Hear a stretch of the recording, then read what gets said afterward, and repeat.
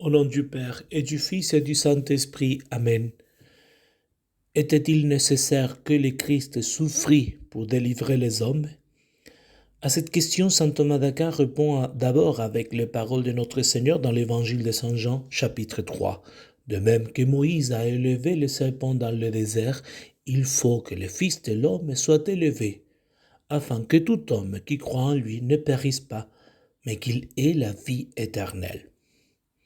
Ce qu'on entend de Moïse, c'est une prophétie de la croix du Christ, dit saint Thomas d'Aquin. Il apparaît donc que le Christ devait souffrir, effectivement. Il faut que le Fils de l'homme soit élevé.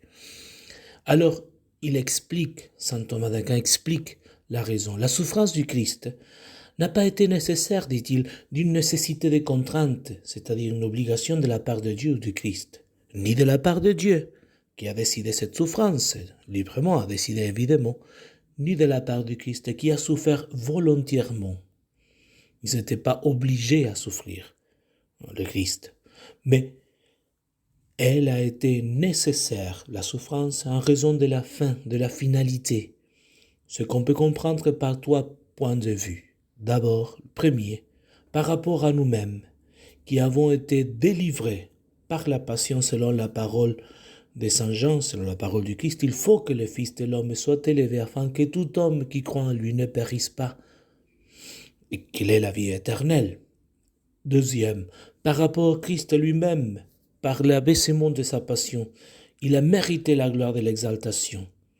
Comme il le dit dans l'évangile de Saint Luc, chapitre 24, ne fallait-il pas que le Christ souffrit tout cela pour entrer dans la gloire? Troisièmement, par rapport à Dieu, car il fallait accomplir ce qu'il avait décidé, touchant à la passion du Christ, prophétisé dans l'Écriture et préfiguré dans l'ancienne loi. Le Fils de l'homme s'en va selon ce qui a été décidé, dit-il dans l'évangile de Saint Luc, chapitre 22, et encore dans l'évangile de Saint Luc, chapitre 24. C'est là ce que je vous disais étant encore avec vous. Il fallait que s'accomplisse tout ce qui est écrit de moi dans la loi de Moïse, les prophètes et les psaumes. Car il était écrit que le Christ devait souffrir et ressusciter d'entre les morts le troisième jour. Et dans la réponse à une objection sur cette argumentation qu'on vient de donner, saint Thomas dit que l'homme soit délivré par la passion du Christ, cela convenait et à la justice et à la miséricorde de celui-ci, du Christ. À sa justice, c'est parce que le Christ, par sa passion, a satisfait pour les péchés du genre humain, et ainsi l'homme a été délivré par la justice du Christ.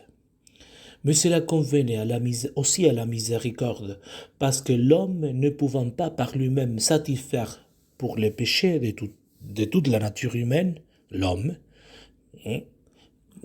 c'est le Christ qui est justifié par nous. Dieu a donné son Fils pour opérer cette satisfaction que l'homme ne pouvait pas donner.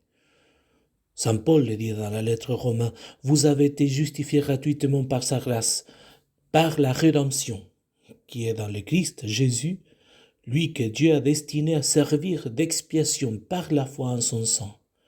Et cela venait d'une miséricorde plus abondante que s'il avait remis les péchés sans satisfaction. Encore une miséricorde plus abondante. Dieu qui est riche en miséricorde à cause du grand amour dont il nous a aimés, alors que nous étions morts du fait de nos péchés, nous a vivifiés dans le Christ. Au nom du Père et du Fils et du Saint-Esprit. Amen.